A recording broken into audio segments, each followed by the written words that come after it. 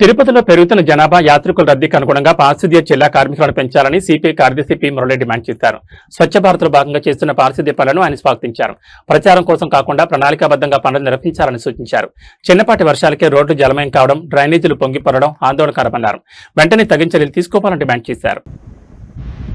ఈరోజు తిరుపతి పట్టణంలో 4 లక్షల మంది పైబడి ప్రజలు ఉన్నారు.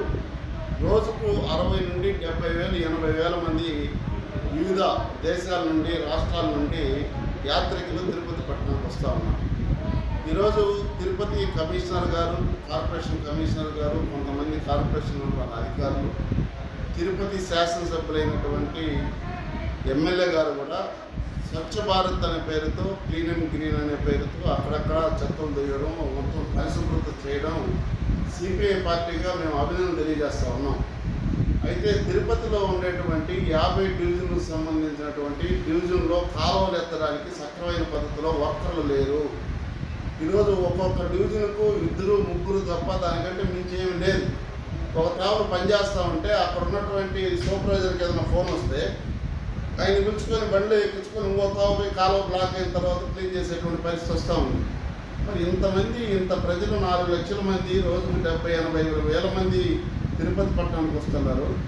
ఈ కాలువలు క్లీన్ చేసేటువంటి మగవాళ్ళు, ప్రధానంగా మగవాళ్ళు, చెత్తోసేదానికి ఆడవాళ్ళు అంతా అయితే ఉన్నారు. మగవాళ్ళు ఆడవాళ్ళు పారెత్తుకొని కాలువ లాగేటువంటి పరిస్థితులు లేదు. కానీ ఆ బండి తోసుకొని పోవాలంటే కూడా ఆడవాళ్ళు తోసేటువంటి పరిస్థితి వస్తూ ఉంది. కాబట్టి మగవాళ్ళని వర్కర్స్ని పెంచుకోవాల్సినటువంటి అవసరం ఉంది. కార్పొరేషన్ అధికారులు తక్షణమే ఆ వర్కర్స్ని పెంచి ఒక డివిజన్కు కనీసం లేదన్నా ఒక 10 మంది తప్పకుండా మగవాళ్ళు ఉంటే అన్ని కాలువలు పరిశుభ్రతం చేయొచ్చు, కాలువలన్నీ క్లీన్ చేయొచ్చు. కానీ ఈవేళ కమిషనర్ గారు కావచ్చు, డిఈలకు, ఏఈలకు మొత్తం కూడా మెసేజ్ పెడుతున్నారు ప్రజలు, మా కాలువలు ఎత్తలేదు, మా కాలువలు క్లీన్ చేయలేదు అనేసి. కానీ మేము ఒక 5-6 డివిజన్లు తిరిగి సిపిఐ పార్టీ విచారణ చేసిన తర్వాత మాకు అర్థమైంది ఏంటంటే పూర్తిగా మగవాళ్ళు కాలువలు క్లీన్ చేసేదానికి తక్కువ ఉన్నారు. డివిజన్కి 2 దగ్గర 3 దగ్గర పనిచేయిస్తూ ఉన్నారు. ఒక డివిజన్లో 4,000 నుండి 5,000, 6,000, 7,000 మంది ఉండేటువంటి వాటర్స్ సంబంధించినటువంటి 50 డివిజన్లో కనీసం వాళ్ళు క్లీన్ చేసేదానికి మనసులు పెట్టకుండా ఒక 5 మంది 10 మంది చేసేటువంటి పనిని 2 దగ్గర చేయించడం, 3 దగ్గర చేయించడం అనేది సరైన పద్ధతి కాదు. తక్షణమే తిరుపతి శాసనసభ్యులైనటువంటి ఎమ్మెల్యే గారు, జిల్లా కలెక్టర్ గారు, ఇక్కడ ఉన్నటువంటి కార్పొరేషన్ కమిషనర్ గారు దీనిపైన ఒక విచారణ చేపట్టి వర్కర్స్తో కూడా విచారణ చేపించి మేస్త్రులతో మాట్లాడి తక్షణమే ఎక్కడెక్కడైతే డివిజన్కు 10 మందో 12 మందో మగవాళ్ళని ఆ కాలువలో క్లీన్ చేసేటువంటి సందర్భంలో వాళ్ళు పెట్టాలని చెప్పేసి సిపిఐగా మేము డిమాండ్ చేస్తున్నాం.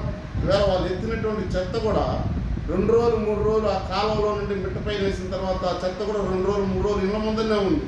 కారణం ఏంటంటే వర్కర్స్ లేరు. మళ్ళా మహిళలు ఆడవాళ్ళు ఆ బండి ఉంటే వెయిట్కి తోసుకోవాలనేటువంటి పరిస్థితి ఉంది. కాబట్టి ఇదన్నీ కూడా కార్పొరేషన్ కమిషనర్ గారు విచారణ చేపట్టి, కలెక్టర్ గారు విచారణ చేపట్టి సక్రమైన పద్ధతిలో తిరుపతిలో స్వచ్ఛ భారత్ అనేటువంటి ఏదైతే కాన్సెప్ట్ తీసుకొని అధికారులు కూడా రోడ్ల మీదకి వచ్చి చెత్తలో ఊడ్చేటువంటి కార్యక్రమాన్ని ఏదైతే ముందుకు తీసుకున్నారో ఆ పద్ధతుల్లో వర్కర్స్ని కూడా పెంచి తిరుపతి మరింత స్వచ్ఛ భారత్గా, క్లీన్ అండ్ గ్రీన్గా ఉండి రోడ్లపైన అందమైనటువంటి కాలువలు అందమైనటువంటి పద్ధతిలో మనకు ఉంటే మంచిది. మన తిరుపతికి మరింత మంచి పేరు వస్తుంది, యాత్రికులు సౌకర్యం ఉంటుంది, ప్రజలు తిరుపతి పట్టణంలో ఉండేటువంటి కూడా మంచి సౌకర్యం ఉంటుందని చెప్పేసి మేము సిపిఐగా డిమాండ్ చేస్తున్నాం. ఇది ఖచ్చితంగా వర్కర్స్ని పెంచాలని చెప్పేసి కూడా మేము సిపిఐగా కమిషనర్ గారిని, కలెక్టర్ గారిని కోరుతా ఉన్నాం.